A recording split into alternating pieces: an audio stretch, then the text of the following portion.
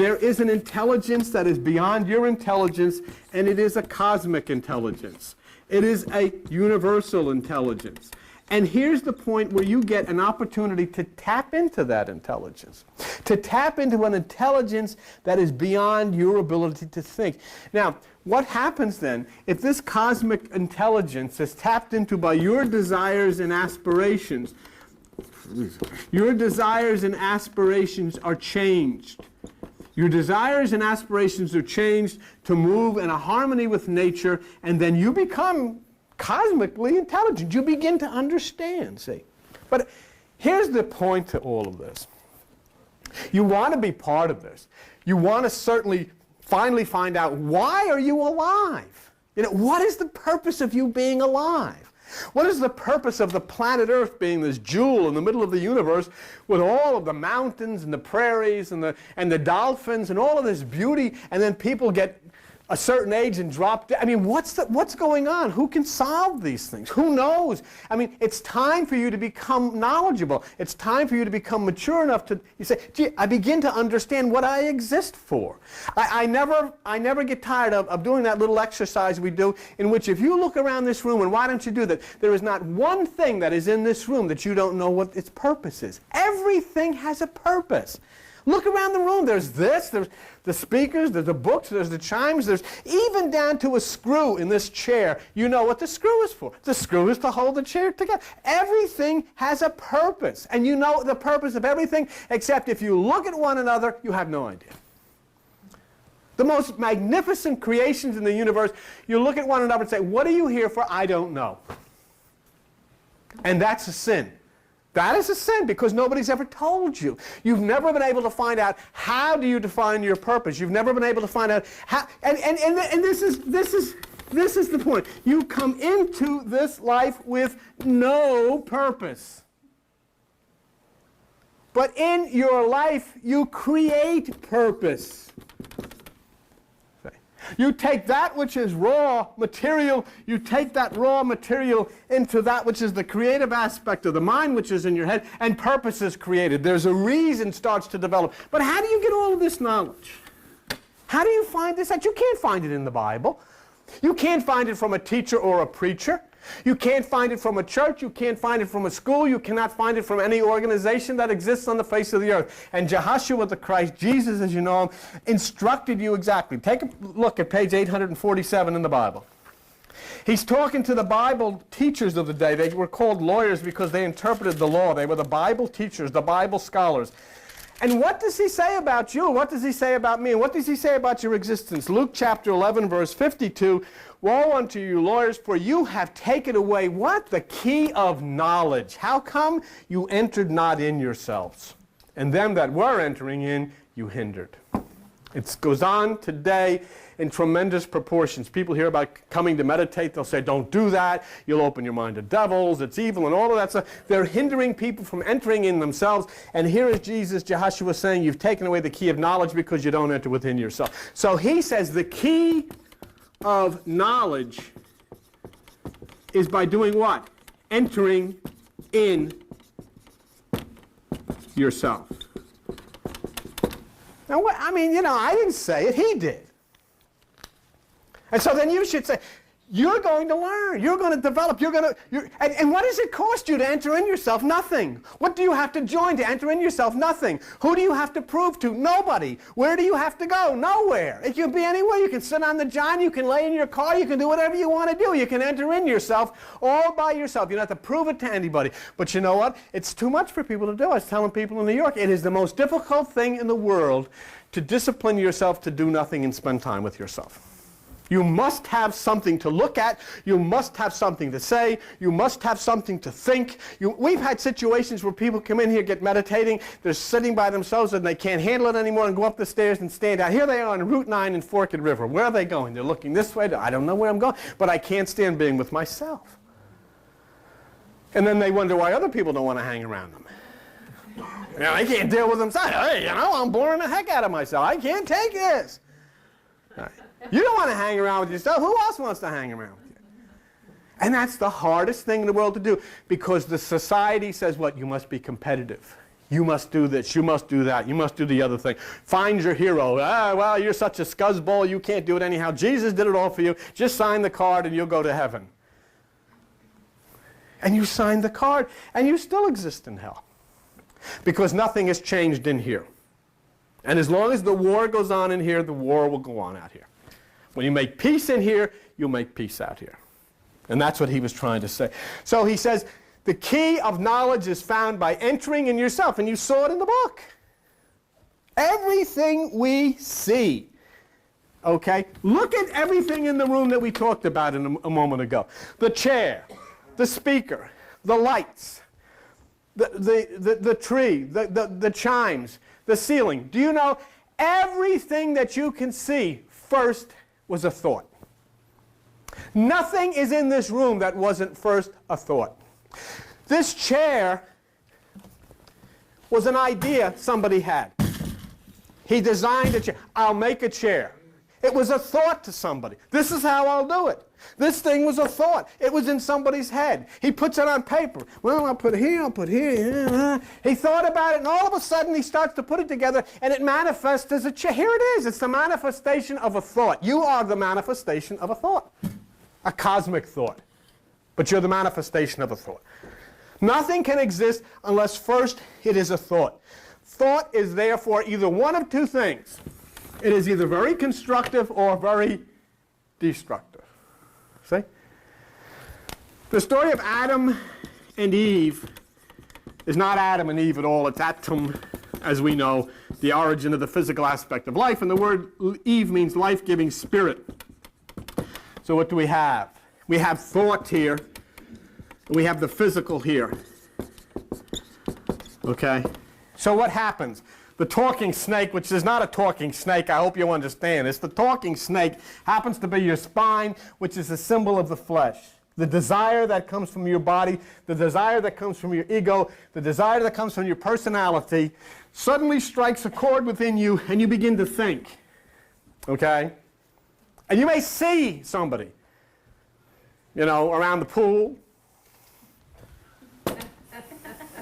All of a sudden, you start to get a thought. And other things start to happen when you get this thought. You hear you know where I'm at here? What? Well, after we'll talk, okay? After this thought occurs within inside of you, something physical happens. It always comes that way. The thought always comes first, and then the physical. That's what you know. Sex is in the mind. Before it becomes in the body, it's a thought. Okay? Everything manifests as a thought. So what happens in the story is that Eve eats the apple first, certainly, because it has to become a thought before it can become a physical reality. See what I'm saying to you? It can't be a physical reality and then a thought afterwards. It has to be a thought first, and that's why Eve eats the fruit before Adam. Because the mind gives it to the physical. So here she thinks about it. When it says she ate the fruit, it means, okay, I'm going to do this. Now Adam eats it means it's acted out, it's done. That's what that whole thing is about. Genesis is cosmic psychology. It has nothing to do with two people running around in a garden, don't have any clothes on, and a snake says, what's that down there? I don't think you have any pants on. How do you know? This talking snake told me. And I want to put this in school. This is going to be creation science. We're going to bring this into school by all the fundamentalists. Creation science shall be taught in the school. Okay, a talking snake tells these two people they don't have any clothes on, and we'll start from there. Silly, of course, but when you understand what it is cosmically, psychologically, you say, gosh, here is the development of the human mind. And then right after you have this development of thought and action, along comes Cain and Abel, which means you've moved from the primitive aspect of thought and action to the point now of inner conflict. Conflict, the left side and the right side, Cain, and the right side, Abel, and they conflict with one another. So human thought is cosmic, spiritual power, and what it does, it works through the electronics of your brain. If they open your head, they find no thoughts, they find no desires, they find no dreams, and yet, here, want to do something? Just stop for a minute. Right now, take your mind and hear your mother's voice. Well, if you want to. If you don't like that, hear your son's voice or hear somebody's voice. But do it seriously for me for a minute, because there are people here that haven't heard this before. And just bear with me. What I'm trying to say is that you can draw to your mind out of your store bank, your computerized store bank, instantly a voice. Elvis Presley. Listen to him saying, 1 for the money, 2 for... Bang. The voice of Elvis Presley, you can hear the tone of somebody else's voice. You can draw it right into your mind instantly. Yet if a doctor opens your brain, where's Elvis Presley? He's not. I don't see Elvis Presley in here. Well, you don't have any records in there. You don't have any tapes in there. Where does it come from? So it's cosmic thought. It manufactures itself, yet it does not exist because it activates itself through the electronics of your brain. But yet it is a real situation. It is a real thing. So the key to life is, how do we use this powerhouse of electrical circuitry that either pulls you up or pulls you down? It's capable of doing either thing. Can make you extremely high, can make you extremely low. And there are doctors and other people that can also give you pills that can do the same thing. They can screw up the electrical circuitry and you can go through the roof, or you can come crashing down to the basement. Okay? Look at page 511, Psalm 92. Page 511 for just a minute. Psalm 92, okay? And in Psalm 92, page 5, look what's that. O Lord, how great are your works. Your thoughts are very deep. See? That's why Jesus and that's why all the patriarchs sit at a well. Because that which is the truth is located way down, deep down. And you've got to dig for the thoughts which we call God. Your thoughts are very deep. Look at Psalm 94, page 512. Psalm 94 and verse 19. What does it say? In the multitude of my thoughts within me, your comforts delight my soul. My thoughts within me, the comforts delight my soul. In other words, there is something that goes on. There is something that activates itself. You have 90% of your brain which is out of reach of you. 10% is 90% is what we call God's or the cosmic brain. And there is something that can be activated within that through this magnificence of meditation, this electricity of meditation. And it says here that in the multitude of my thoughts, I get so many thoughts, and it's called the monkey mind. Everything is swinging all over the place. In the multitude of my thoughts, you comfort delights in my soul. Go to page 615, Isaiah chapter 55. I want to show you something. Isaiah chapter 55. And in Isaiah chapter 55 and verse 7, it says, let the wicked forsake his way and the unrighteous man his thoughts, and let him return to the Lord and have mercy and so forth. Look at verse 8. For my thoughts are not your thoughts, neither are your ways my ways.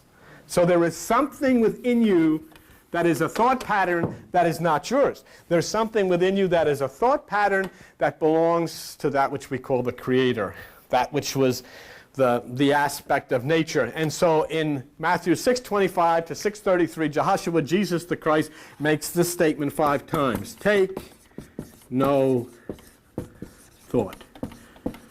I don't care if it comes from Billy Graham, if it comes from the Pope, it comes from me, it comes from your mother, it comes from your father, it comes from your son. Doesn't make any difference where it comes from. It comes from a book, comes from a teacher, throw it all away. Take no thought, because those thoughts come out of the minds of men and women. There's only one place where the divine cosmic thought comes from, and that's the creative power within inside of you at the right hemisphere of the brain. Take no thought, because those thoughts are our thoughts. They're not God's thoughts. So we have to move in a new way of consciousness. And that way we flow with the creativity within the mind. And what do you have to do? All you have to do is sit down. That's all. That is it. Sit down. That's all. Discipline yourself. 20 minutes. Spend 20 minutes with yourself. I know it's a challenge, but spend 20 minutes with yourself. And you know what you're going to say? This is useless. This is foolish. But when you say this is useless and this is foolish, take a look at what you've done for all of your life and then say what is useless and what is foolish. You know. Where have you gotten in the years that you've been alive, other than a little older? And then where are you going, other than to a graveyard somewhere, and accomplishing what? Doing what? Achieving what? I don't know. People come, you know, this is the great thing. Everybody's been buried out of the church for the last 2,000 years. Churches, how many funerals have been in churches? How many ministers have sprinkled coffins? And you know what? They're all waiting for the second coming, and they've all gone. right down the chute. Zip, zip, zip, zip. They shove him out like a guy pouring coal down a chute. There they go. Goodbye, Emma. He'll be here soon. Goodbye. It's his coming is soon. It's going to be short. And they're all gone. Where'd they go? Where'd everybody go? Did he come back yet? Is he here? Are we here yet? No, he's gone, Emma. He'll be back later. And they still say it. He's coming soon. These are the last days. They're all gone. They're all dead. Everybody died. And he didn't come. Because they didn't look within. They looked without. They're looking for somebody flying over Kennedy Airport, coming on a white horse, flying over Kennedy Airport, dodging 747s. This guy is. There he is. No, he isn't. It's Superman. No, it's a plane. No, it's Jesus. No, I'm crazy.